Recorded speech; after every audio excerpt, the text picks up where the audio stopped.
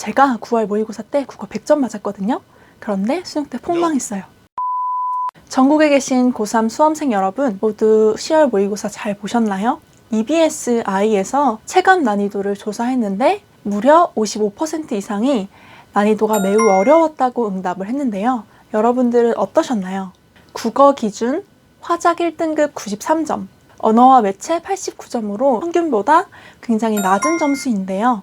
혹시 여러분 중에 이번 모의고사를 평소보다 더 잘 맞으신 분들이 있지 않나요? 그런 분들께 수능 전에 반드시 기억해야 할 몇 가지를 알려드리고자 합니다. 정주행하는 거 잊지 마시고요. 모의고사는 여러분들이 정량적인 내 수준을 평가하기 위함도 있지만 사실 가장 큰 목적은 평가자들의 관점에서 가장 고퀄의 문제를 출제해야 하는 수능 문제의 난이도를 조절하기 위함이 있습니다.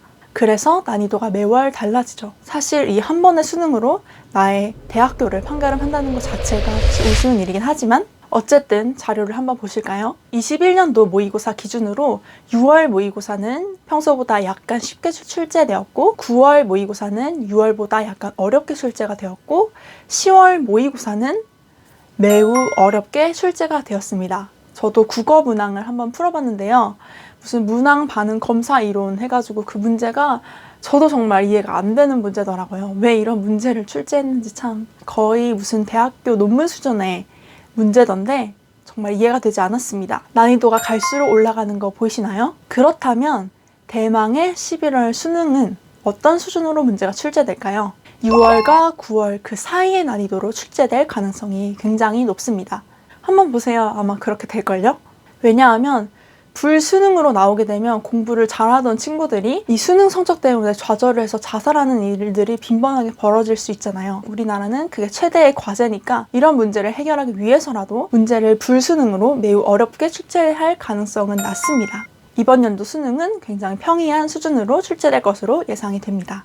혹시 이번 10월 모의고사 때 성적이 월등히 잘 나오셨거나 아니면 원래 공부를 좀 하는 학생이었는데도 불구하고 성적이 매우 높게 나왔던 학생들 계신가요? 그런 분들은 지금부터 잘 들으셔야 합니다.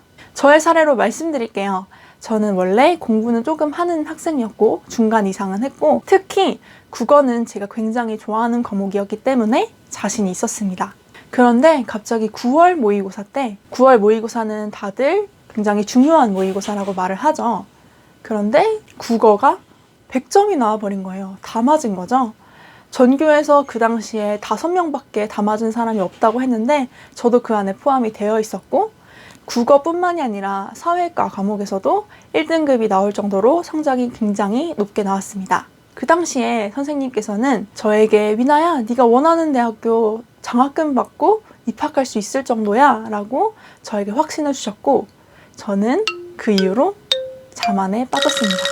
긴장의 끈을 놓아버렸어요. 사실 그동안 공부하느라 조금 힘든 것도 있었지만 이 모의고사만큼 성적이 나오면 된다는 생각 때문에 더 이상 공부를 할 필요성을 못 느꼈습니다.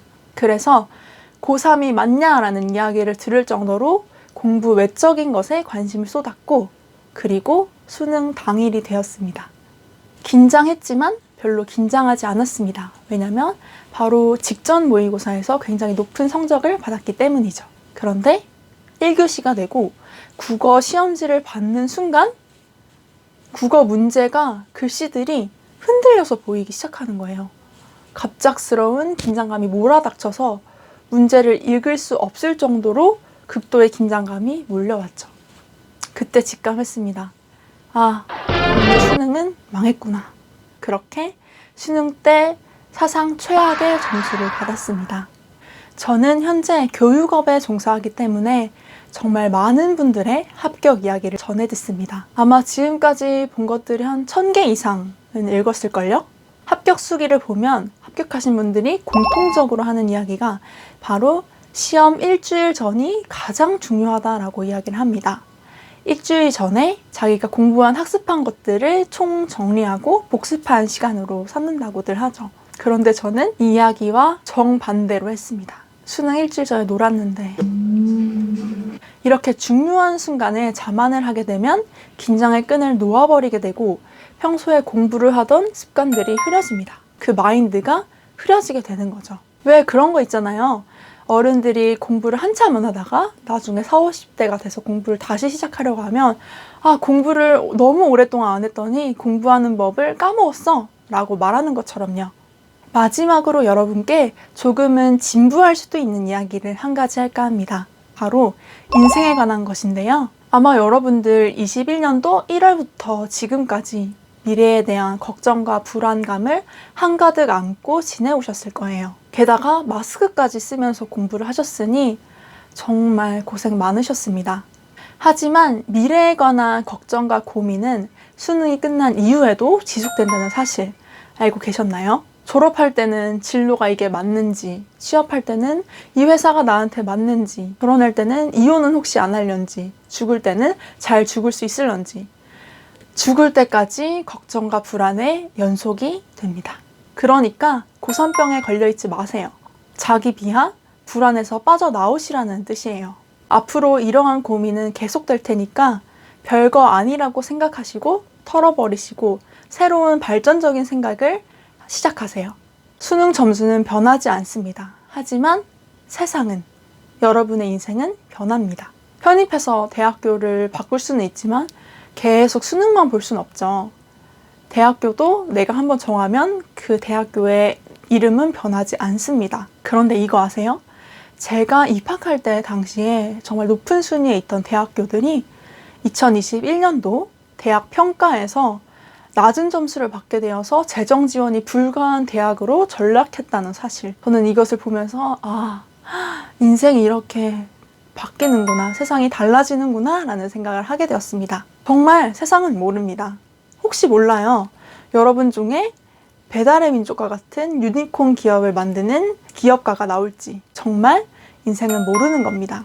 그러니 점수로 좌절하지 마시고 여러분의 인생을 길게 보셔서 새로운 전략을 세우셨으면 좋겠습니다. 점수는 아주 좁은 시야일 뿐이에요. 지금까지 말한 것들을 정리해 보겠습니다. 첫째, 모의고사는 수능 난이도를 조절하기 위함이다. 둘째, 수능 일주일 전이 가장 중요하다. 그러니 해이해지지 말고 내가 공부한 것들을 복습하면서 총정리하는 시간으로 삼자. 셋째, 점수는 변하지 않지만 내 인생과 세상은 변화한다. 이것들을 수능 전에 꼭 기억하셨으면 좋겠습니다. 네, 이 영상을 시청하시는 모든 고3 학생 여러분 모두 정말 마지막까지 파이팅 하시고 수능도 대박 나시기를 기원하겠습니다. 영상이 도움이 되었다면 구독과 좋아요 꼭 눌러주시고 제 채널에 대학생 때 들으면 정말 피와 살이 되는 그런 아주 유익한 콘텐츠도 많으니까 저와 함께 해요. 이상 김기획이었습니다.